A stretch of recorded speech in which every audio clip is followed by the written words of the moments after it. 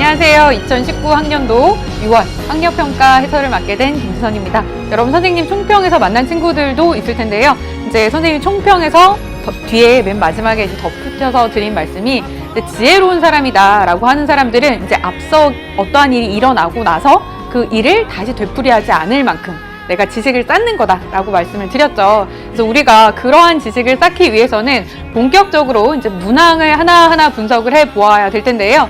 여러분 문항 분석을 할 때 이제 어떤 친구들은 내가 틀린 것만 봐야지 라고 생각을 하는데, 물론 틀린 거라도 확인하는 것도 굉장히 좋은 공부 습관이지만 선생님이 이제 큰 틀에서 보면은요, 내가 맞은 것도 정말 제대로 맞았는지를 체크해야 될 필요가 있기 때문에 여러분들이 맞았든 틀렸든 일단 강의를 전부 들으면서 내가 하나하나 문항을 다 체크하는 시간을 꼭 가지셨으면 좋겠습니다. 본격적으로 이제 1번 문항부터 선생님이랑 풀어보도록 하겠습니다.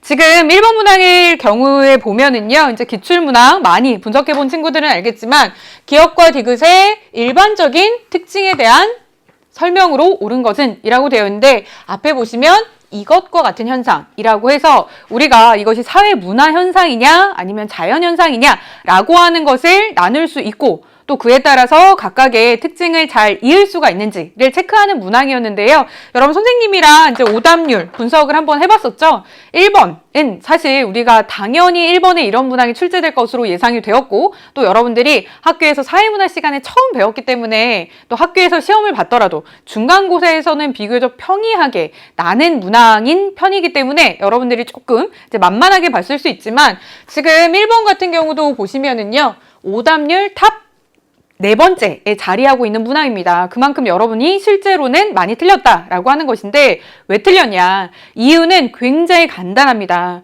여러분 이거 보시면, 자, 이와 같은 현상의 일반적인 특징이다 라고 하면 우리가 사회문화 현상과 자연 현상을 구별하셔야 되잖아요. 그 기준에 대해서 헷갈리면서 이게 사회문화 현상인지 자연 현상인지 분류 자체를 잘못한 친구들이 많다라고 보여집니다. 왜냐하면 여러분 이따가 선생님 선지에서 다시 설명을 드릴게요. 여러분 나그네쥐는 특이한 습성을 가진 것으로 알려져 있다라고 되어 있고, 이제 기억 자체가 사회문화 현상이냐 자연현상이냐라고 하는 것을 분류하셔야 되는데, 나그네쥐라고 하는 대상이 이러한 습성을 가졌구나라고 판단을 해서 여러분들이 기억을 사회문화 현상이 아니라 자연현상으로 분류한 친구들이 굉장히 많습니다. 그렇기 때문에 우리가 매력적인 오답이 1번으로 나왔는데요. 자연현상이니까 몰가츠적이구나 라고 답을 한 친구들이 굉장히 많았습니다. 그런데 여러분 우리가 자연현상이다 사회문화현상이다 라고 분류를 할 때 기준이 뭐냐? 인간의 의지가 개입이 되어 있느냐 아니냐 라고 하는 것인데, 여러분 특이한 습성이 있다, 여기에서만 그치는 게 아니라 이렇게 알려져 있다, 사람들에 의해서 이제 말이 생겨나게 되면서 이것이 알려진 것이기 때문에 기억은 우리가 사회문화 현상이라고 판단을 하셔야 됩니다. 그래서 사회문화 현상이었고요. 이들은 개체수가 급격히 늘면 다른 서식지를 찾아서 떼를 지어서 이동을 한다라고 하는데, 자, 이 떼를 지어서 이동한다라고 하는 것은 인간이 아니라 앞서의 나그네쥐이기 때문에 이것이야말로 이제 자연현상이 되는 것이죠. 그 다음 쭉 보시면 이때 앞선 무리를 무작정 따라가다가 집단적으로 물에 빠져 죽기도 한다, 이러한 나그네쥐의 특성에 빗대어서 맹목적으로 타인을 따라하는 경향을 나그네쥐 효과라고 표현을 하기도 합니다. 이러한 표현의 주체, 인간의 의지가 들어가 있기 때문에 이건 역시 사회문화 현상이다 라고 판단을 하셔야 돼서 기억과 디귿은 둘 다 사회문화 현상이다 라고 하는 겁니다. 이거 바탕으로 선지 1번 다시 보시면요, 자, 몰가치적이다 라고 하는 것은 자연현상이기 때문에 1번 틀렸고요. 2번 니은과 같은 현상은 보편성보다 특수성이 강하다 라고 되어 있는데, 특수성이 강한 것은 사회문화 현상의 특징이라서 잘못 연결이 되어 있기 때문에 2번 틀렸고요. 3번 보시면 디귿과 같은 현상은 개연성의 원리가 적용이 된다라고 했는데, 사회문화 현상의 특징이 맞습니다. 사회문화 현상이라는 것은 100%라고 이제 단언하기 어렵다라고 해서 우리가 개연성이다, 확률성이다 라고 하는 표현을 쓰죠. 4번 보시면 기억과 같은 현상은 니은과 같은 현상과 달리 인과관계가 나타난다 라고 되어 있는데, 여러분 여기도 별표 치도록 하겠습니다. 자, 지금 인과관계가 나타난다, 사실은 여기에서 이제 오답을 한 친구들도 일단은 이것이 사회문화 현상이 아니다, 자연현상이다 라고 이제 잘못 판단을 한 친구들이 많을 텐데요.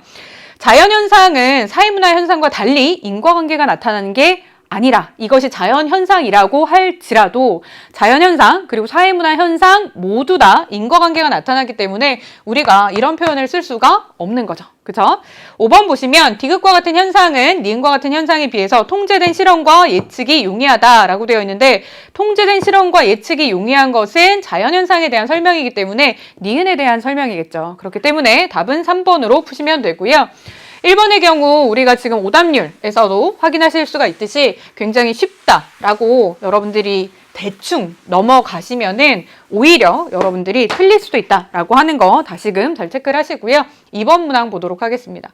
가마는 양적 연구의 탐구 절차를 순서 없이 나열한 것이다. 이에 대한 설명으로 옳은 것은 이라고 되어 있습니다.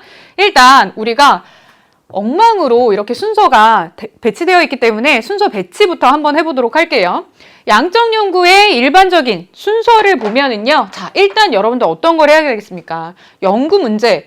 이러한 것에 대해서 내가 연구를 해야 되겠다. 이게 어떠한 사회적인 문제가 되는구나. 라는 등의 인식을 하게 되겠죠. 그렇기 때문에 첫 번째는 연구 문제를 인식하는 것이고요. 그 다음에 내가 생각할 때는 이때 이러한 법칙이 있을 것 같다. 양적 연구니까 라는 생각을 하는 거죠. 그래서 가설을 설정하게 됩니다. 가설을 설정하고 나서는 그렇다면 이 가설을 검증하기 위해서 나는 어떠한 자료 수집 방법들을 쓸 것이냐 라는 것 등등을 고민하게 되겠죠. 그래서 연구 설계를 하게 되고요. 연구 설계를 마치고 나면 실제로 자료를 수집하고 분석한 다음에 이것을 바탕으로 가설을 검증하고 결론을 도출하게 됩니다. 그래서 순서는 이렇게 된다라는 것이고 1번 선지부터 보시면 가에서는 가설의 진위 여부를 판단한다 라고 되어 있는데 가설의 진위 여부를 실제로 판단할 수 있는 것은 내가 데이터를 다 수집하고 난 다음에 가설 검증의 과정에서 나타나는 것이기 때문에 가가 아니라 마여야겠죠. 2번을 보시면 나에서는 연구 대상과 기간, 자료 수집 방법 등을 정한다. 그쵸? 지금 우리가 나를 보시면은요, 연구 설계를 할 때 선생님이 설명을 드렸죠. 자료 수집 방법이라든지 얼마만큼의 비용이 있는지 또 얼마만큼의 대상과 기간이 필요한지 라고 하는 것을 우리가 설계를 하기 때문에 답은 2번으로 체크하시면 되고요. 3번 볼게요. 다라는 연구자의 엄격한 가치 중립이 요구되는 단계이다 라고 되어 있는데 다부터 한번 볼게요. 연구 문제를 인식한다 라고 하는 것은 사실 우리가 굉장히 많은 사회적인 현상들이 있는데 그 중에서 나는 이게 연구 문제다 라고 인식을 하는 거기 때문에 주관이 들어갈 수밖에 없습니다. 그렇기 때문에 다단계는 해당이 되지 않고요. 라단계를 한번 살펴봤더니 라단계는 자료를 수집하고 분석하는 단계입니다. 이때에는 엄격한 가치 중립이 요구되긴 하죠. 그래서 3번 때문에 3번은 틀렸고요. 4번 보시면 마에서는 변인들 간의 관계에 대해서 잠정적인 결론을 내린다라고 했는데 여러분 이것도 표현 잘 알아두시면 좋죠. 자, 지금 잠정적인 결론이다라고 하는 것 자체가 가설입니다. 그죠? 그렇기 때문에 가설을 우리가 설정하는 것은 가의 단계라서 4번 틀렸고요. 자, 일반적으로는 이런 순서로 연구를 진행한다라고 했는데 다, 가, 나. 그쵸? 라마 순서이기 때문에 5번은 이제 순서가 틀렸다라고 해서 답을 2번으로 정하시면 되겠고요. 3번 볼게요. 사회문화 현상을 바라보는 을의 관점이다 라고 되어 있습니다. 자, 관점이라고 했기 때문에 우리가 일단은 크게 것이냐 미시냐 아니면 것이 중에서 우리가 기능론이냐 갈등론이냐 라고 하는 등으로 분류를 해봐야겠다라는 거죠. 갑을 한번 보시면 스포츠는 기존 체제에 대한 피지배 집단의 불만과 관심을 다른 곳으로 돌리는 수단으로 이용이 되고 있다라고 하는 것은 갈등론이죠. 지금 보시면 피지배 집단이라고 하는 말을 통해서 지배와 피지배 집단이라고 하는 개념이 나오고 있고요. 그 다음에 우리가 스포츠라는 게 어떠한 기능과 역할을 하느냐라고 했을 때 이것은 우리가 기득권의 질서를 유지하기 위한 수단으로서 사용이 되고 있기 때문에 갈등론이라고 하는 것이고요. 을의 경우를 보시면 그렇지 않습니다. 스포츠는 사회 구성원 간의 결속력을 강화하여 사회 통합을 이루는 기능을 수행합니다. 라고 해서 기능론인데 결국 우리가 스포츠라고 하는 것이 사회 질서와 평화를 유지하기 위한 데에 도움이 되는 역할, 기능을 하고 있기 때문에 기능론이다 라고 보는 거죠. 1번 보시면 갑의 관점은 현상에 대한 주관적인 상황 정의를 중시한다라고 되어 있는데 이것은 미식, 우리가 상징적인 상호작용에 대한 설명이기 때문에 아예 갑도 을도 해당이 되지 않고요. 2번, 갑의 관점은 사회 각 부분이 유기체처럼 연관되어 있다고 본다라고 되어 있는데 사회 유기체설을 바탕으로 하는 것은 기능론, 을에 대한 설명이고요. 3번, 을의 관점은 갈등이 사회 변동과 발전의 원동력이라고 본다. 이것은 갑에 대한 설명이기 때문에 3번 틀렸고 4번 보겠습니다. 을의 관점은 사회가 균형을 유지하려는 속성을 지닌다고 본다. 그렇습니다. 기능론의 경우에 보면은요, 사회가 이제 평형 상태, 그죠? 굉장히 질서 있고 조화로운 상태를 이루고 있지만 우리가 한 부분이 뭔가 균형을 벗어날 수가 있습니다. 이럴 때 균형이 깨지지만 결국은 우리가 몸이 잠깐 감기에 걸렸다가 건강한 상태로 돌아오는 것처럼 균형의 상태를 회복한다. 라는 입장이기 때문에 4번이 답이고요. 5번 보시면 갑을의 관점은 모두 사회 구조의 영향력을 경시한다는 비판을 받는다라고 했는데 사회 구조의 영향력을 경시한다라는 비판은 우리가 미시에 적용할 수 있는 것이기 때문에 갑도 을도 해당되지 않아서 5번은 틀린 선지다라고 판단을 하시면 됩니다.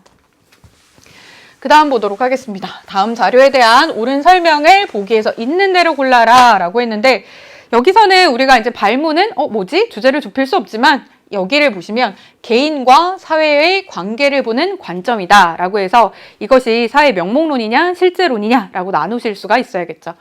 가를 보시면 사회는 개인들의 단순한 집합체에 붙여진 이름에 불과하다. 사회라는 것은 진짜 존재하는 게 아니다. 그냥 이름만 있는 허울만 있는 실체가 없는 것이다 라고 얘기하기 때문에 이것은 우리가 사회 명목론이라고 부르죠.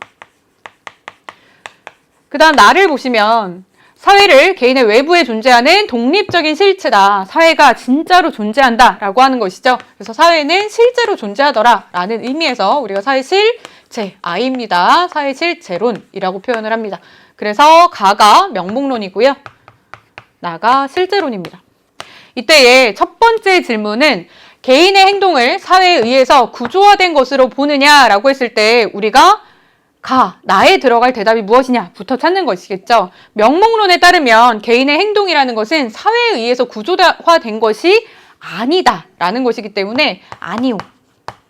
실제로는 예라고 하겠죠. 실제로는 사회가 개인의 주체성보다 훨씬 더 영향이 크니까요. 그래서 아니오. 아니오 이렇게 되어 있기 때문에 기억은 틀렸죠. 바꿔서 설명했기 때문에 틀렸고요. 니은 보시면 디귿에는 사회의 속성은 개인의 속성에 의해서 결정된다고 보는가가 들어갈 수 있다라고 되어 있는데 디귿에 들어갈 수 있는 질문은 꽤나 여러 가지가 되겠죠. 그런데 우리가 분명한 건 뭐냐? 명목론에 대해서 예라고 했기 때문에 명목론에 대한 설명, 실제론에는 해당이 되지 않고 명목론에만 해당되는 설명인데요. 지금 디귿을 보시면 사회의 속성은 개인의 속성에 의해서 결정이 된다. 개인의 영향력이 훨씬 더 크다라고 했기 때문에 우리가 디귿에 이러한 질문이 들어갈 수 있겠다. 그래서 니은이 맞는 설명이고요. 디귿 보시면 가는 개인의 자율성과 능동성을 강조하고 있습니다. 개인의 주체성이 훨씬 더 영향력이 크다라고 하는 입장이죠. 리을 보시면 나는 의식개혁보다는 제도 개선에 의한 사회 문제 해결을 강조한다라고 했는데 역시 맞는 답입니다. 그래서 기억과 디귿과 리을이 맞다라고 체크를 하시면 되는데요. 여러분 리을도 우리가 별표 치고 잘 알아두도록 하겠습니다. 우리가 사회 명목론과 실제론이라고 하는 것은 이제 사회를 바라보는 이제 다른 시각이긴 한데요. 우리가 그래서 어떤 사회 문제가 발생했을 때 이것에 대한 대책으로는 어떻게 설명을 하느냐라고 했을 때 명목론이라는 것은 의식개혁, 우리가 실제론이라는 것은 제도 개선을 얘기하고 있다라는 거 시험에도 잘 나오니까요. 여기 체크하신 것처럼 잘 나오기 때문에 이거 기억을 잘 해두시고요. 5번 문제 보도록 하겠습니다. 5번 사회 집단의 유형 A에서 D에 대한 옳은 설명을 보기에서 고른 것은 이라고 되어 있습니다. AD는 특정 기준에 따라서 구분한 사회 집단의 유형이다. AB는 구성원의 결합 의지를 기준으로 구분하는데 라고 되어 있는데 중요한 단서가 하나 나왔죠. 결합 의지를 기준으로 우리가 사회 집단을 분류할 때는 공동사회냐 이익사회냐 라고 하는 것으로 나뉘는데 그중 A는 선택적 의지에 따라서 의도적으로 형성이 됐다라고 얘기하니까 A가 이익사회가 되는 거고요. 그 다음에 자연스럽게 B가 공동사회가 되는 거죠. 이렇게 A, B는 결정이 됐고요. 그렇다면 CD는 뭐냐? CD는 구성원 간의 접촉 방식을 기준으로 구별을 한다라고 얘기를 했습니다. 그러면 그 중에서 C는 뭐냐? 직접 접촉을 바탕으로 친밀한 인간관계가 형성이 된다라고 했기 때문에 1차 집단이고요. 그 다음에 D가 2차 집단이다 라고 해서 A, B, C, D를 이렇게 결정 지으셨어야 됩니다. 여기 기억부터 볼게요. 기억은 A는 결합 자체가 목적이다 라고 되어 있는데 결합 자체가 목적이다 라고 하는 것은 공동사의 특징이기 때문에 틀렸고요. 니은 가족이나 친족은 B에 해당한다. 공동사회, 전형적인 공동사에 맞고요. D에는 수단적이고 형식적인 인간관계가 주로 나타난다. 2차 집단에 대한 설명이기 때문에 맞는 설명이고 리을은 사회가 분화됨에 따라서 D보다는 C에 해당되는 집단이 증가한다 라고 되어 있는데 사회가 분화가 되면서 우리가 2차 집단이 더 늘어난다 라고 얘기합니다. 그렇기 때문에 답은 니은과 디귿으로 체크하시면 됩니다. 그 다음 6번 보도록 하겠습니다. 6번은 자, 문화를 이해하는 가불의 태도에 대한 옳은 설명은 이라고 되어 있습니다. 여기도 여러분 별표 치고 체크해 보도록 하겠습니다. 사실 6번 자체는 우리가 이제 오답률이 높은 그런 문항은 아니었고 상당히 좀 쉽다, 평이하다 라고 할 수 있는 문항이었는데요. 여러분이 뒤에서 배우게 되는, 뒤에서 선생님이랑 함께 풀게 될 문항과 대비하여서 이제 생각을 해 두시면 실수하는 일이 없기 때문에 요거 역시 의미를 지니는데 지금 6번의 발문을 보시면은요. 문화를 이해하는 가불의 태도다라고 되어 있습니다. 그래서 문화를 이해하는 관점이냐, 태도냐에 따라서 이제 문항을 이제 다르게 출제하는 경향이 있기 때문에 우리가 가불의 태도다라고 얘기를 하면 문화를 이해하는 태도다라고 얘기를 하면 이것이 절대주의냐, 상대주의냐, 또 절대주의라면 그 중에서 이것은 자문화 중심주의냐, 아니면 문화 4대주의냐라고 하는 것으로 분류해야 된다라고 하는 것을 먼저 잡고 들어가면 되겠습니다. 지금 어떠한 일이 있었냐면요. 어떤 책을 봤더니 이 장에 여러 나라의 장례 풍습이 있어요. 장례 풍습이 있는데 A국에서 사람이 죽으면 유가족은 같은 문양의 옷을 지어 입고 웃으면서 춤을 춥니다. 화려하게 장식된 고인의 침실에서 명복을 비는데 추모객도 웃으면서 춤을 추고 서야 들어갈 수가 있습니다. 자, 이거 어떻게 이해해야 되느냐?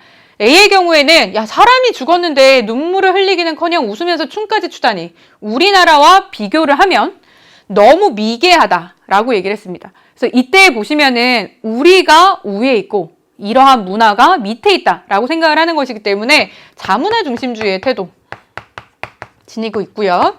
을을 봤더니 그렇지 않다. 사후세계에서 즐겁고 행복하게 지내라는 기원을 다한 풍습이니까 그 고유의 가치를 존중해야 된다라고 해서 해당 사회의 맥락에서 우리가 바라볼 필요가 있다라고 하기 때문에 문화 상대주의가 나타나고 있습니다. 자, 여기에 대한 보기 맞는지 틀리는지 선생님이랑 한번 체크를 해보시면요. 기억을 보면 갑의 태도는 특정 문화를 바탕으로 문화의 우열을 평가한다. 그렇죠. 지금 자문화 중심주의라는 것은 우리가 자문화, 타문화라고 하는 것을 구별하고 그중에서 우열을 설정해 놓기 때문에 기억은 맞고요. 니은 보시면 을의 태도는 문화를 해당 사회의 맥락 속에서 파악한다. 맞고요. 디귿 보시면 갑의 태도는 을의 태도에 비해서 자기 문화의 정체성을 상실할 우려가 크다. 크지 않죠.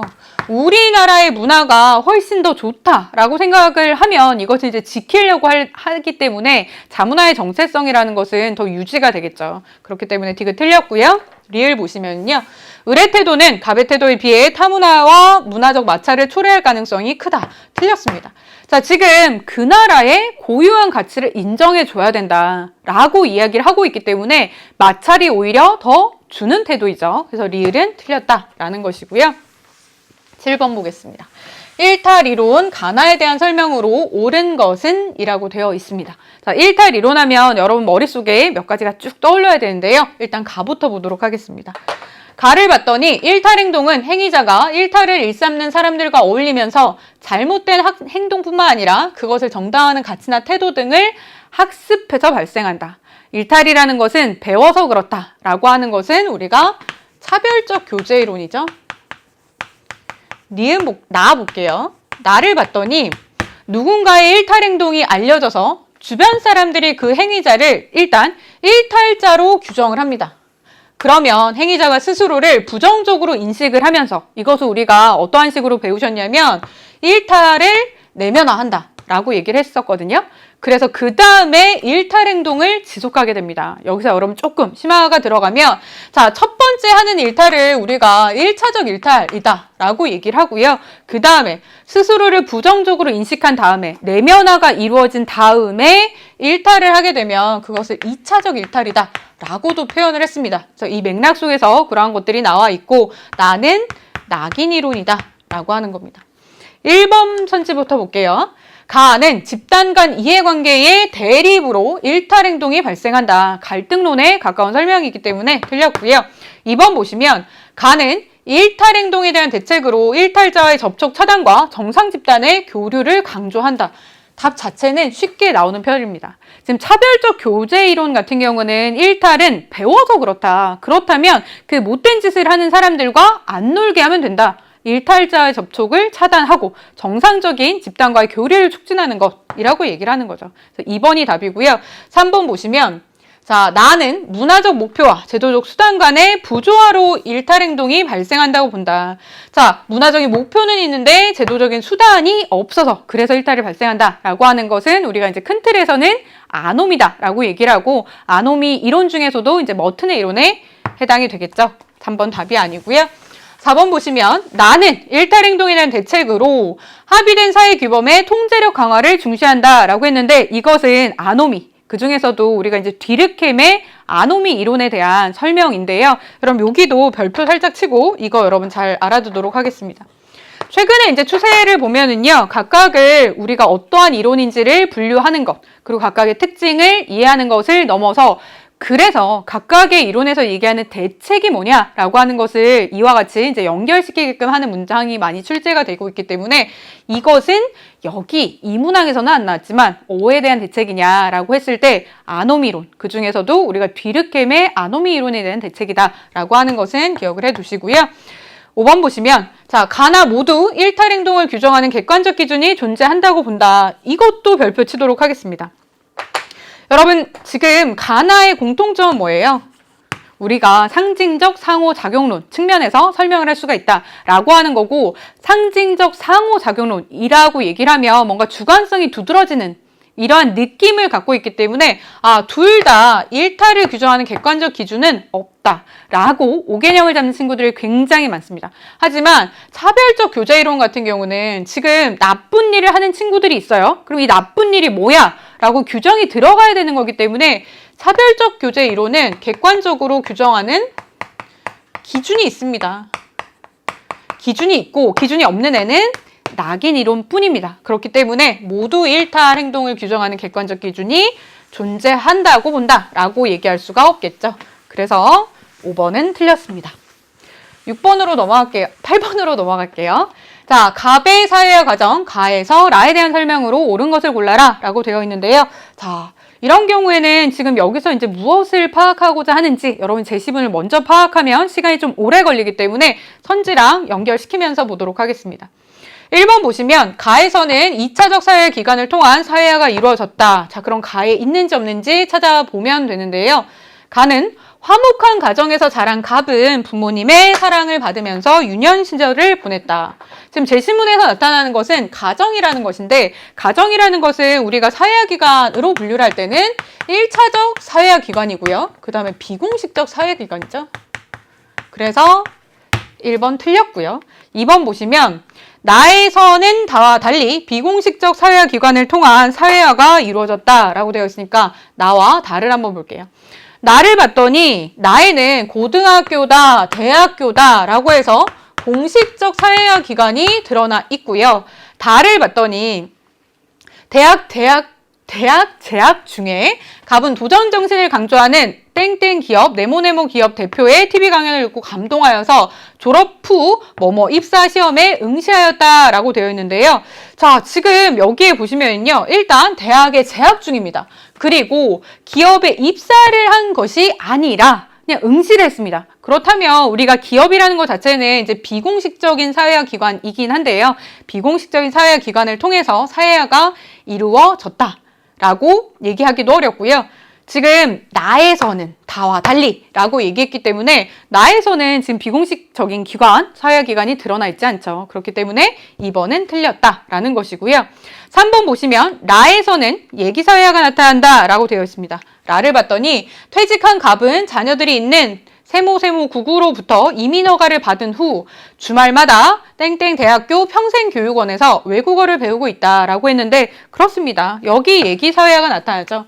그럼 예기사회하다라고 하는 것은 내가 현실적으로 그 지위를 갖기 이전에 무언가를 배우는 것이기 때문에 지금 아예 이민 가서 살고 있는 게 아닌데 이민을 대비하여서 미리 배우고 있기 때문에 예기사회화가 나타난다라고 할 수 있겠죠.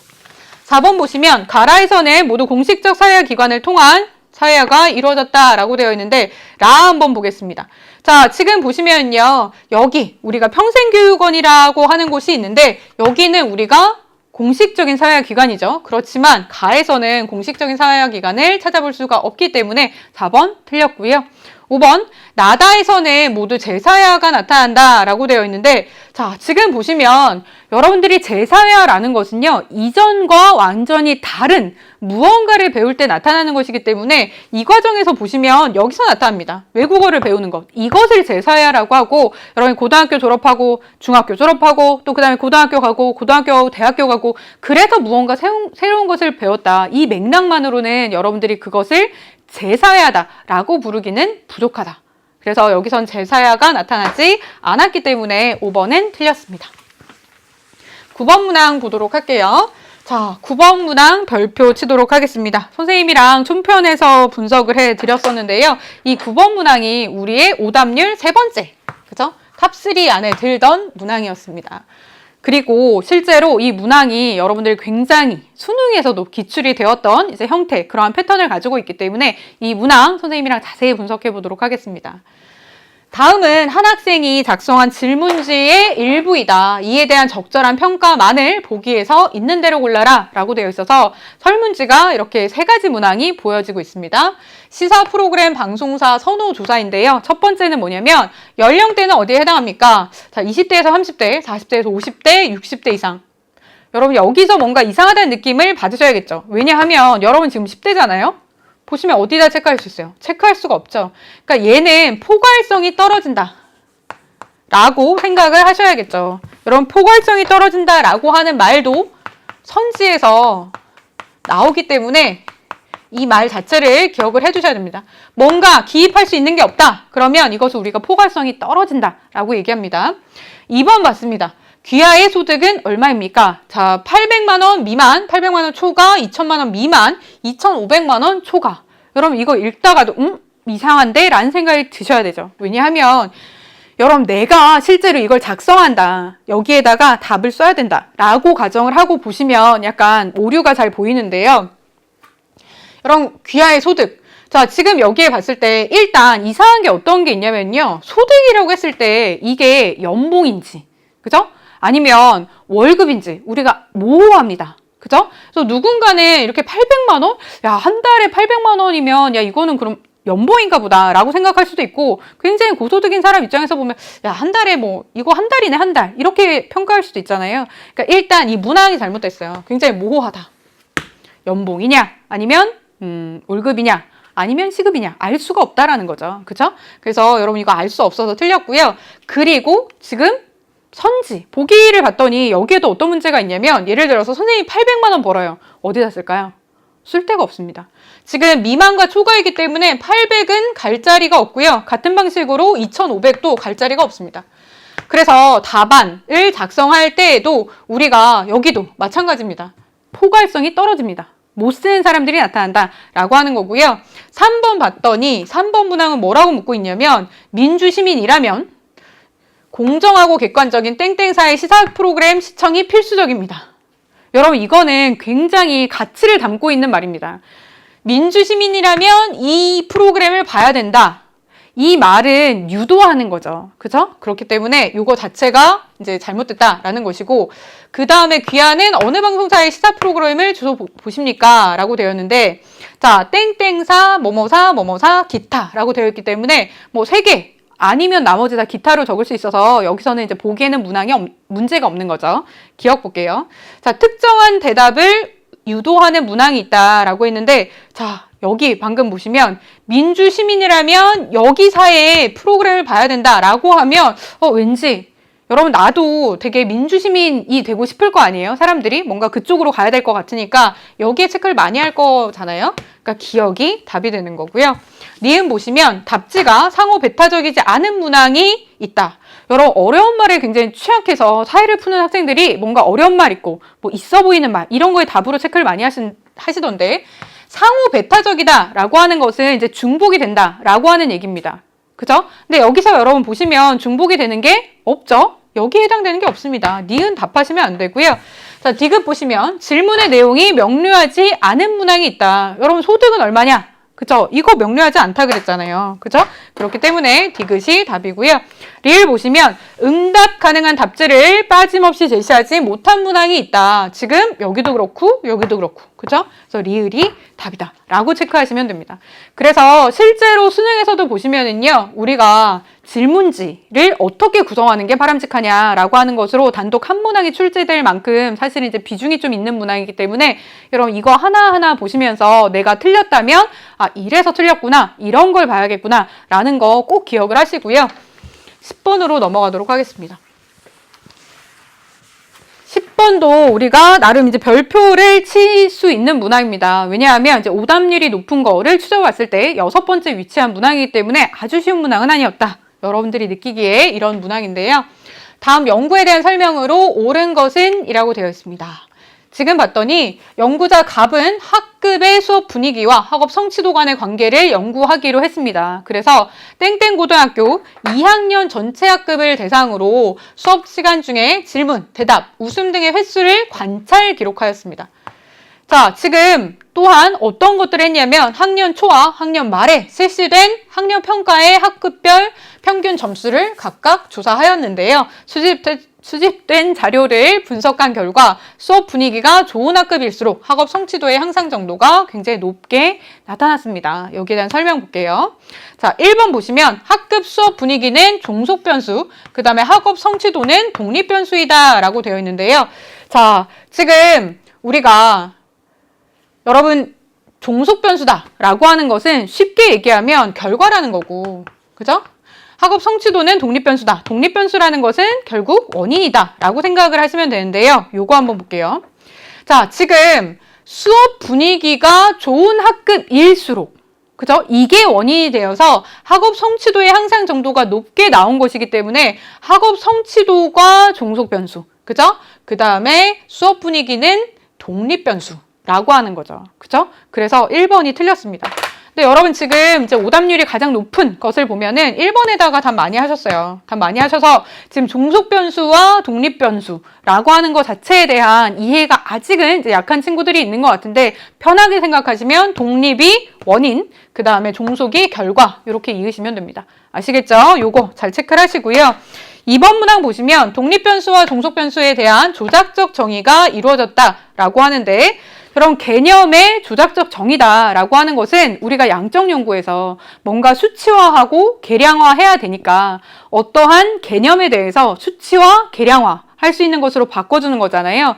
그래서 이 연구에서는 어떤 것들이 나타났냐면 자, 수업 분위기가 좋다. 그거 어떻게 측정할 거네? 어떻게 측정할 건데? 라고 물어봤더니 수업 시간 중에 질문이나 대답이나 웃음 등의 횟수가 많으면 그건 수업 태도 좋은 거야. 라고 정의를 한 겁니다. 그래서 여기서 개념의 조작적 정의가 나타났고 자, 지금 성취도의 향상 정도가 좋다. 그 성취도라는 것은 어떻게 평가할 거냐? 라고 했을 때 우리가 학급별 학력 평가의 평균 점수를 찾아보겠다 라고 했으니까 둘 다 조작적 정의가 이루어졌죠. 그래서 답은 2번입니다. 3번 보시면 자, 수업 분위기가 좋은 학급을 실험 집단으로 설정하였다. 여러분들 뭔가 실험법이다 라고 했을 때에 우리가 가설이랑 뭐 이런 것들이 나온다. 독립변인, 종속변인이 나온다 라고 생각을 하실 수가 있는데요. 독립변인이다, 종속변인이다 라고 하는 말은 우리가 양적 연구에서 어디가 됐든지 어떠한 자료 수집 방법이 됐든지 사용할 수 있습니다. 여기서 이런 것들이 나와 있으니까 얘가 당연히 실험법이야. 그럼 실험법이 되려면요 우리가 어떠한 조작을 가한 집단이 있어야 되는데 여기서 조작을 가한 집단이 전혀 없죠. 지금 아까 선생님이 체크해 드렸는데 그냥 봤어요. 보고 기록했기 때문에 이건 아예 실험법이 아닙니다. 그래서 3번을 답으로 하시면 안 되고요. 4번 보시면 2차 자료만을 수집하여서 연구를 진행했다라고 되어 있는데 지금 이 연구자가 내가 직접 가서 질문, 대답, 웃음 등의 횟수 몇 회인지 적었죠. 내가 직접 만든 데이터니까 이것은 1차 자료라고 얘기하는 거죠. 그래서 4번 틀렸고요. 5번 연구 결과는 전국의 고등학교 학급에 대해서 일반화할 수 있다라고 되어 있는데 일반화할 수 없습니다. 왜냐하면 여러분 지금 고등학교 학생이다라고 하면 1, 2, 3학년이 다 있죠. 그런데 지금 2학년에게만 실시를 했고 뿐만 아니라 전국의 2학년을 랜덤으로 추천했다. 이런 것들도 아니고 특정한 지역의 고등학교만을 선정을 했습니다. 그랬을 때에는 지역 등에 의한 요인에 의한 결과일 수 있기 때문에 일반화가 절대 안 되죠. 그죠? 그래서 10번에 5번은 틀렸다라는 것이고요. 11번 볼게요. 그림은 사회 조직 형태 A, B를 비교한 것이다 라고 되어 있고 A, B는 각각 관료제 아니면 탈관료제인데요. 일단 되게 많이 뚫려 있죠. 그럼 이 중에서 내가 고정시킬 수 있는 게 뭔지부터 찾아보시는데요. 우리가 X축을 봤더니 구성원 간의 수평적인 의사소통 정도가 A에 비해서 B가 굉장히 높습니다. 굉장히 높게 나타나는 것은 탈관료제이기 때문에 이걸 통해서 B가 탈관료제고 A는 관료제구나 라고 하는 게 결정이 되는 거죠. 그러면 가에 들어갈 것도 여러분이 생각을 해보실 수가 있는데요. 가는 B에서는 낮게 나타나고요. A에서는 높게 나타나야 되니까 결국은 가에 들어가는 성질도 뭐다? 관료제의 특징일 것이다. 라는 것까지 결정이 대략 되죠. 그죠? 이걸 바탕으로 1번 보기를 보시면, 1번 선지를 보시면 A에서는 구성원들의 자율성과 창의성이 중시된다. 자율성과 창의성이 중시되는 건 탈관료제라서 틀렸죠. 2번, B에서는 업적보다 연공 서열에 따른 보상이 주로 이루어진다. 이건 A에 대한 설명. 3번 보시면 A는 B에 비해 조직 운영의 예측 가능성이 높죠. 우리가 어떠한 일을 다 순서대로 처리하기 때문에 매뉴얼이 있기 때문에 오히려 더 빠르다. 더 예측의 가능성이 높다라는 것이고요. 4번 A, B 모두 과업 수행의 효율성을 추구한다. 답이 4번입니다. 그리고 이거 역시 별표 치도록 하겠습니다.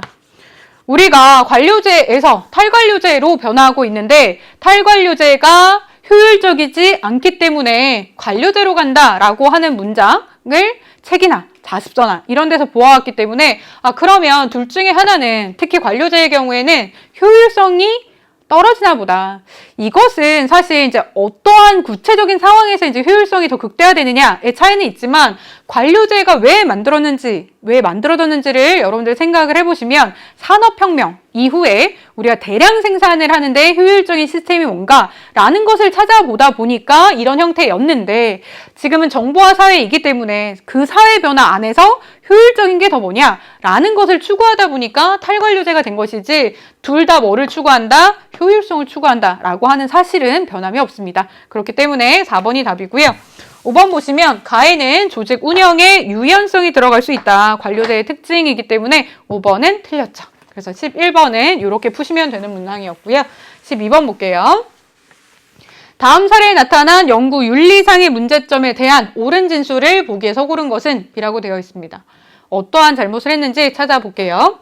연구자 갑은 음주운전 근절 방안을 모색하기 위한 연구를 진행을 하였습니다. 우선 음주운전 실태를 파악하고자 면접관에게 부탁하여 기업 채용시험 응시자들이 면접 대기실에 반드시 설문조사에 참여하도록 하였습니다.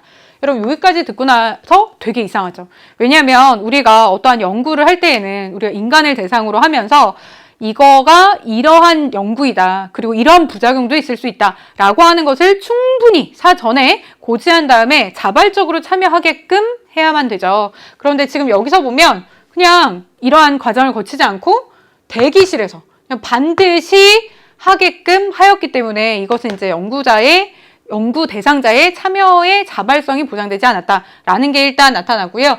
그 다음 이후에 수집한 자료를 분석하여서 작성한 연구 보고서를 정책 토론회에서 발표를 하였는데 이때 음주운전 경험을 묻는 문항에 있다라고 응답한 사람과 없다라고 응답한 사람의 이름과 나이를 함께 제시하였습니다. 이거 지금 개인정보가 보호되고 있지 않죠? 그래서 이런 두 가지의 문제점이 나타났다라는 거라서 기억 볼게요. 연구 대상자의 익명성이 보장이 되지 않았다. 두 번째 케이스에서 봤죠? 자, 니은 연구 대상자의 자발적인 참여를 보장하지 않았다. 첫 번째에서 짚어드렸고요. 자, 디귿 보시면 자료 분석 시 고의로 자료를 선별하여 분석하였다라고 하는 점은 나와 있지 않습니다. 리을, 연구자의 사적 이익을 위해 연구 결과를 왜곡하였다. 지금 자료 수집하고 이걸 발표하는 과정에서 우리가 익명성이 보장이 되지 않았지만 뭔가 나의 연구자만의 이익을 위해서 뭔가를 조작했다라는 것은 나와 있지 않기 때문에 기억과 니은이라고 판단을 하시면 되는 문제였고요. 13번 볼게요. 자료 수집 방법 A에서 C의 일반적인 특징에 대한 설명으로 옳은 것을 골라라 라고 되어 있는데 A와 C는 면접, 질문지, 참여 관찰 중 하나다 라고 얘기했습니다. 첫 번째 기준부터 볼게요. 다수를 대상으로 한 자료 수집에 주로 사용이 되느냐. 자, 이때 예 라고 하는 것은 우리가 질문지죠. 그죠? 그 다음에 B, C를 나눠야 되는데 여기에 대해서는 둘 다 아니요 라고 얘기를 했기 때문에 두 번째 단서 볼게요. 조사 대상자와의 언어를 매개로 상호작용하는 것이 필수적이냐. 이때 필수적인 것은 면접 아니면 질문지인데 A가 질문지로 고정이 되어 있기 때문에 이것은 면접, C가 참여 관찰로 고정이 되죠. 1번 선지부터 함께 볼게요.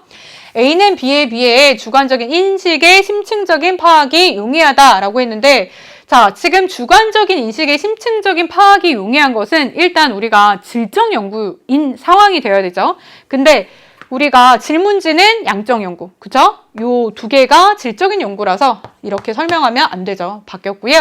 2번 보시면 B는 면접법은 참여 관찰에 비해 예상하지 못한 변수의 통제가 어렵다. B와 C가 바뀌었습니다. 예상치 못한 변수의 통제가 어려운 것은 더 어려운 것은 참여 관찰이고요.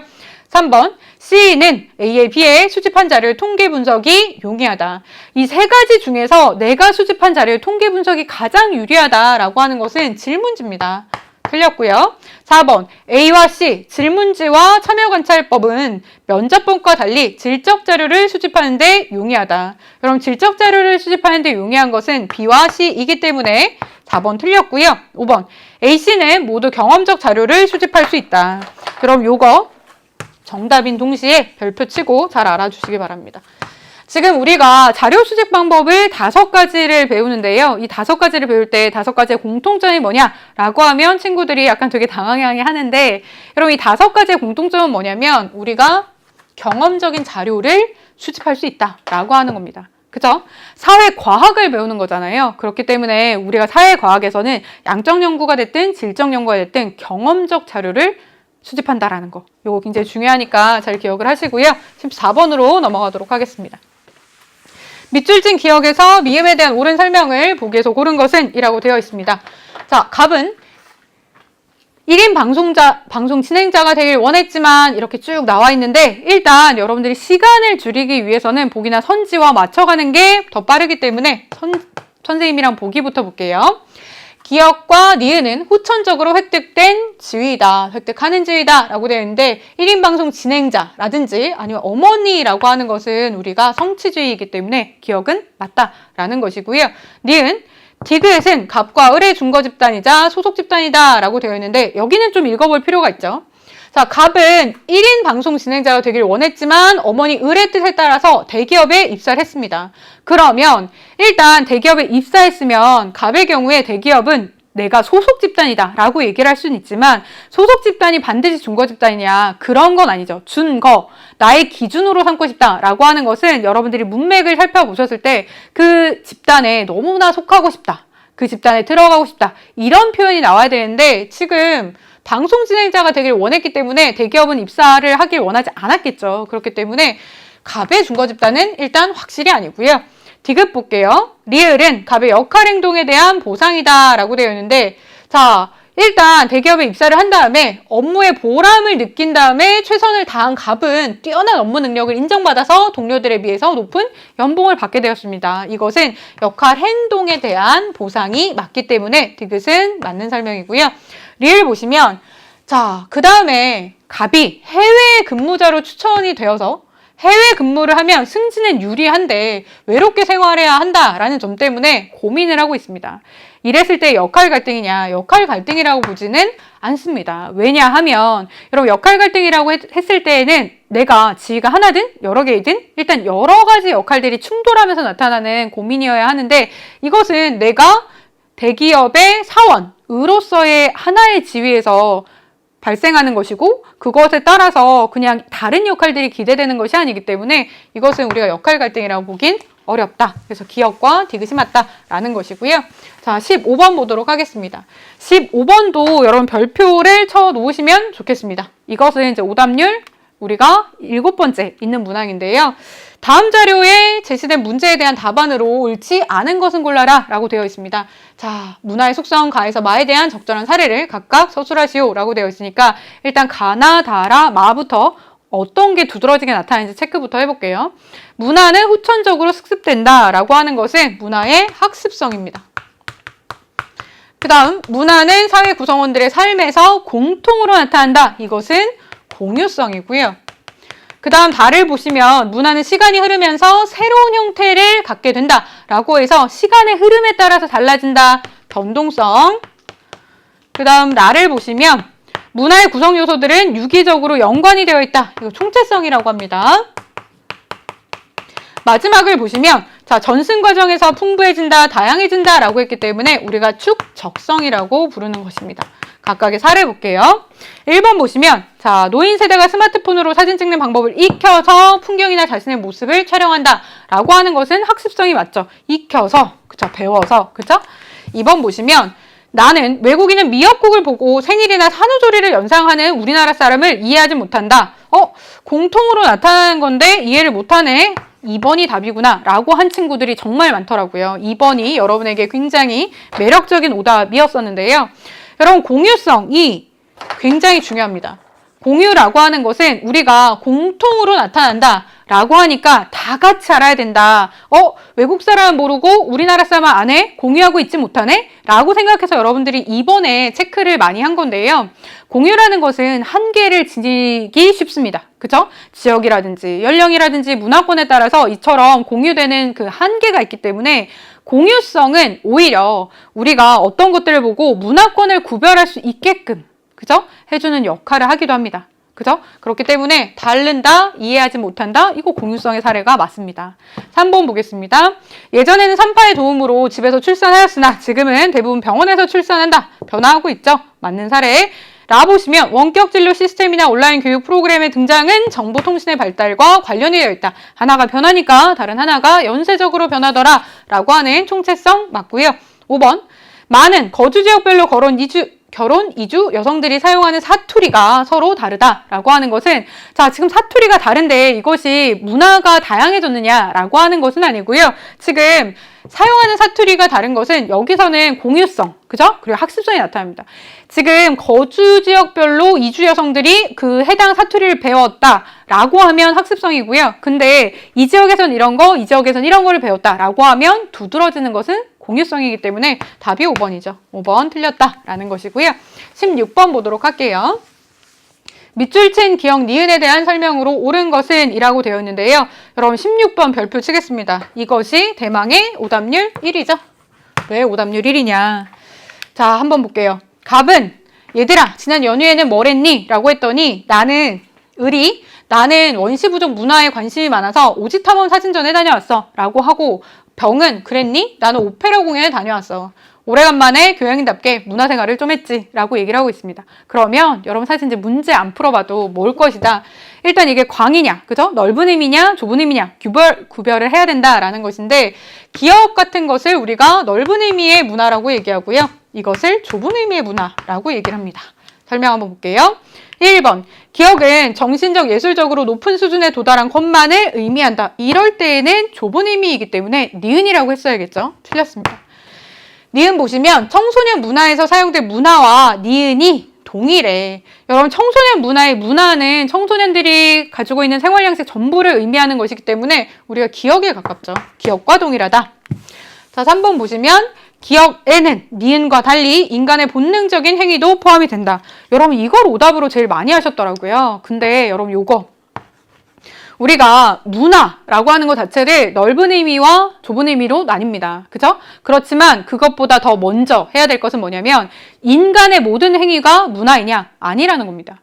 우리가 선천적인 거, 그죠? 학습에 의하지 않은 거, 또 개인적인 행동들은 우리가 인간의 행동이라고 할지라도 문화로 하지 않기 때문에 인간의 본능적인 행위도 포함이 된다. 넓은 의미에서는 본능적인 행위 포함된다 라고 생각하시면 안 됩니다.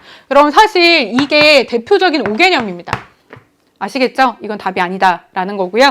4번 보시면 니은에는 기억과 달리 진화나 발전과 같은 평가적인 의미가 내포되어 있다. 자, 이게 답이죠. 우리가 좁은 의미에서 얘기할 때는 문명과 같이 쓰이면서 우리가 평가하려고 하는 것이죠. 답이 4번이고요.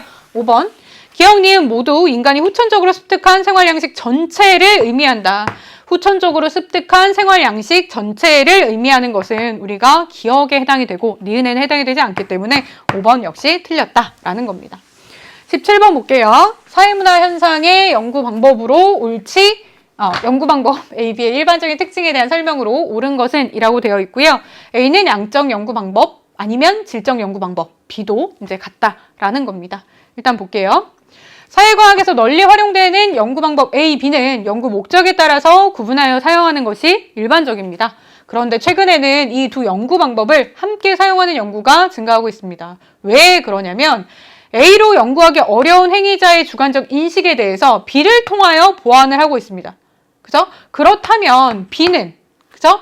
B를 통해서 보완한다는 얘기니까 B는 행위자의 주관적 인식을 연구할 수 있다라는 거라서 이것이 질적 연구이고, 자, B가 갖는 객관적 부족과 일반화의 어려움을 A로 보완할 수 있다. 그럼 얘가 양적 연구구나 라는 것이죠. A 볼게요. 자, 1번 보시면 A는 방법론적인 이원론에 기초한다. 이원론에 기초하는 것은 질적 연구이기 때문에 B죠. 2번 B는 직관적인 통찰을 통한 의미 해석을 중시한다. 그렇습니다. 우리가 질적 연구의 경우에 이러한 것들을 추구하는 거고요. 3번 A는 B와 달리 일기, 편지 등과 같은 비공식적인 자료를 중시한다. A, B가 바뀌었습니다. 4번 B는 A와 달리 변수 간의 관계 검증을 중시한다 라고 되어 있는데, 변수 간의 관계 검증을 하겠다라는 것은 법칙을 세워보겠다, 가설을 검증하겠다라는 것이기 때문에 A, B 역시 바뀌었고요. 5번 A, B는 모두 연구자가 연구 대상으로부터 분리될 수 있다고 본다. 분리될 수 있다고 보는 것은 A의 생각입니다. 그래서 모두라고 할 수 없기 때문에 5번도 틀렸다라는 것이고요. 18번 볼게요. 다음에서 공통적으로 강조하는 사회문화 현상의 탐구 태도로 적절한 것이 무엇이냐라고 되어 있는데요. 한번 보겠습니다. 연구자는 아무런 이해관계가 없는 제3자의 입장. 이거 여러분 공부하실 때 굉장히 강조 많이 했을 때 많이 한 건데요. 제3자 입장이다 라고 하는 것은 나도 아니고 남도 아니고, 그쵸? 내가 아무런 상관이 없는 누군가라는 표현이잖아요. 이랬을 때의 제3자라고 하는 것은 우리가 객관적인 태도라고 부르는 것이고, 두 번째로서 확인해 볼게요. 연구자는 자신의 주관적인 가치뿐만이 아니라 자신이 속한 사회의 지배적인 가치가 연구에 개입되는 것을 방지하기 위해서 노력해야 된다. 그러니까 나는 아무런 그런 연관관계가 없는 상황에서 객관적으로 보겠다라는 것을 다르게 표현한 겁니다. 그래서 공통으로 들어갈 것은 객관이다 라고 하는 거라서 답은 쉽게 1번이죠. 있는 그대로 내가 관찰하겠다. 사실 있는 그대로 관찰하겠다라는 거고요. 다른 사람의 비판을 허용한다. 이것은 개방적인 태도고요. 개별사의 특수성을 인정한다. 따로 우리가 이름 붙이지는 않습니다. 4번 보시면 개인과 공동체의 조화를 중시한다. 뭐 바람직한 민주주의 시민의 태도다 정도로 얘기할 수 있겠고요. 5번 어떤 주장도 검증되기 전까지는 가설로만 받아들인다. 이거 역시 우리가 개방적인 태도이기 때문에 답 1번으로 하셔야 되고요. 19번 보도록 하겠습니다. 19번도 별표 치도록 하겠습니다. 여러분들이 오답률이 가장 높았던 순위에서 두 번째 위치를 차지한 문항인데요. 발문을 보시면 가나에서 각각 강조되는 문화 이해의 관점에 대한 옳은 설명을 보기에서 골라라 라고 해서 선생님이 6번 문항 풀 때 발문 잘 봐라 라고 했던 거랑 대비를 해보시면 될 것 같습니다. 여기서는 발문을 뭐라고 하고 있냐면요, 문화 이해의 관점이라고 했습니다. 문화 이해의 태도가 아니라. 그러면 여러분들이 문항 풀기 전에 마음속에 어떻게 잡으셔야 되냐면, 이것은 비교론 아니면 총체론 아니면 상대론이다 라고 잡고 좁히셔야 헷갈리지 않거든요. 가부터 볼게요. 가는 한국, 중국, 일본은 모두 숟가락을 사용하지만 쓰임새와 모양은 각기 다르다. 한국의 숟가락은 밥을 뜨기 위해서 우묵한 타원형의 긴 자루가 붙은 형태인데, 중국은 국이나 탕을 먹을 때만 사용하고 넓은 원형이고 자루와 음식을 뜨는 부분의 구변이 뚜렷하지가 않습니다. 일본은 어떠냐? 음식을 나눌 때 사용하는데 한국의 국자와 굉장히 비슷하게 생겼습니다. 자, 지금 우리나라의 국자라고 하는 것을 보면서 중국은 어떤지, 일본은 어떤지 비교를 하고 있죠. 비교론적 관점입니다. 그래서 가는 비교론적 관점이다 라는 것이고요. 나를 볼게요. 자, 가는 비교론이었고, 나는 일본은 밥, 국, 반찬으로 이루어진 식문화를 가지고 있으나 식사할 때 숟가락을 잘 사용하지는 않습니다. 왜 그러냐? 주로 먹는 쌀의 종류와 사용하는 그릇의 특성과 관련이 되는데요. 일본은 차진 성분이 많은 쌀로 밥을 지어 먹는데 젓가락만으로도 충분히 밥을 뜰 수가 있습니다. 그리고 16세기 이전까지 도자기 제작 기술이 없어서 나무 그릇을 많이 사용을 했는데 나무 그릇은 열전도율이 낮기 때문에 뜨거운 음식을 그릇째 들고 먹을 수가 있어서 굳이 숟가락을 사용하지 않아도 되었다라고 하는 거라서 왜 숟가락을 사용하지 않느냐? 이런저런 이유가 복합적으로 작용하고 있다라는 거죠. 그렇다면 나의 경우는 우리가 총체론으로 봐야죠. 기억 보기 볼게요. 가의 관점은 서로 다른 문화 간의 공통점과 차이점을 파악하고자 한다. 전형적인 비교론적 관점의 설명입니다. 그래서 이게 여러분 이제 고2이기 때문에 더 이제 좀 쉽게 풀어서 나온 건데요. 공통점이다, 차이점이다 라고 하는 것은 조금 한 단계 높여서 표현을 하면 보편성과 특수성이라고도 표현이 됩니다. 그래서 그것까지 기억을 해주시면 될 거고요. 니은, 나의 관점은 문화가 부분이 아닌 전체로서의 의미를 갖는다. 총체론적인 관점에 대한 설명 맞고요. 디귿, 가의 관점은 나의 관점과 달리 서로 다른 문화 요소와의 관련 속에서 문화를 이해하는 데 유용하다. 자, 지금 이러이러한 요인이 있어 라고 했을 때에 더 적절한 것은 나에 대한 설명이기 때문에 디귿 틀렸고요. 리을 보시면 나의 관점은 가의 관점과 달리 자문화의 특징을 객관적으로 이용하는 데 유용하다. 자, 여러분 자문화의 특징을 객관적으로 이해하는 데 유용하다라고 하는 것은 비교론에 대한 설명입니다. 그렇기 때문에 기억과 니은이 답이다 라고 하셔야 되고 여기에서 여러분들이 문화 이해? 이거 내가 중학교 때도 배우고 우리 사회문화 시간에 배웠는데 이거 상대론, 자문화 중심주의 그죠? 그 다음에 문화 다대주의 이런 거야 라고 접근을 하시면 여러분들이 도대체 기억이 뭐냐 도대체 가는 뭐냐 라고 이제 헤매기 쉽기 때문에 19번에서 여러분들이 이러한 높은 오답률을 보인 건데요. 지금 배우셨기 때문에 다음부터는 실수 안 하실 수 있습니다. 이번 20번 마지막 문항 보도록 하겠습니다. 다음 자료에 대한 옳은 설명을 보기에서 고른 것은 이라고 되어 있는데 지금 20번의 문항의 경우에도 오답률 5번째에 위치한 꽤나 여러분들이 어려웠던 문항입니다. 어떻게 푸시는지 볼게요. 자, 지금 봤더니 뭔가 이제 자료가 있고 자, 기억, 니은, 디귿, 리을을 봤더니 이것들을 분석을 하게끔 되어 있습니다. 그래서 이것은 선지, 보기 함께 맞춰가면서 풀도록 하겠습니다. 기억에 보시면 동그라미 기억, 땡땡 병원은 조직 목표가 분명하고 다른 조직과의 경계가 뚜렷하다. 자, 지금 조직의 목표가 분명하고 다른 조직과의 경계가 뚜렷한 것은 공식 조직이죠. 지금 병원이 공식 조직이냐 아니냐 공식 조직이 맞기 때문에 기억 맞고요. 니은, 조사 결과에 따라서 나타난 공식 조직은 한계이다. 지금 사회 조직을 이렇게 나눠놨습니다. 이렇게 나눴기 때문에 여기에서 공식 조직이라고 부를 수 있는 것들이 몇 개나 있느냐. 자, 병원 공식 조직이죠. 노동조합 공식 조직입니다. 그죠? 자, 독서 소모임은 공식 조직 아니고요. 시민단체의 공식 조직, 봉사자 협회도 공식 조직이기 때문에 공식 조직은 4개입니다. 니은 틀렸고요.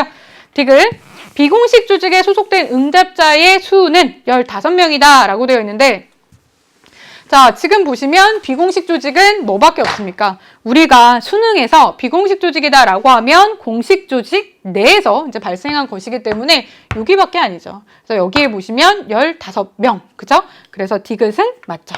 디귿이 맞고요.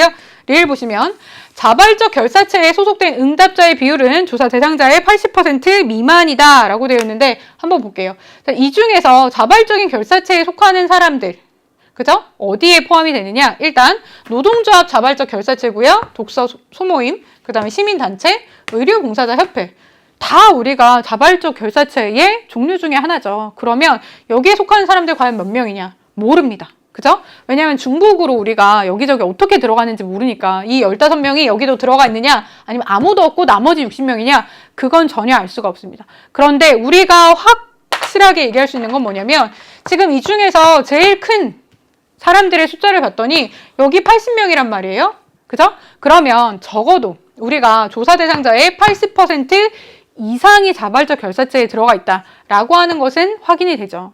그죠? 가장 큰 거를 기준으로 보시니까요. 그렇기 때문에 리을은 80% 미만이 아니라 80% 이상이다라고 얘기를 해야 돼서 틀렸다라고 판단을 하시는 겁니다. 그죠? 그래서 20번의 경우에는 여러분들이 일단은 내가 조직에 대해서, 그죠? 사회 조직의 유형에 대해서 완벽하게 이해가 되었느냐라고 하는 것을 바탕으로, 개념을 바탕으로 문제를 응용을 하시는 거기 때문에 여러분 선생님이랑 결국 많은 문항들 풀어봤지만 가장 중요한 것은 개념입니다. 내가 개념을 정확하게 알고 있느냐, 또 5개념을 잡지 않았느냐라고 하는 것을 판단하시는 데에 시험만큼 좋은 게 없기 때문에 여러분 실수했다라고 해도 일비하지 마시고요. 선생님이랑 하나하나 정리했던 것들 꼭 기억하시면서 다음 시험에서는 똑같은 실수 안 하시길 바랍니다. 여러분 고생 많았고요. 선생님이랑은 또 다른 강의에서 만나도록 하겠습니다.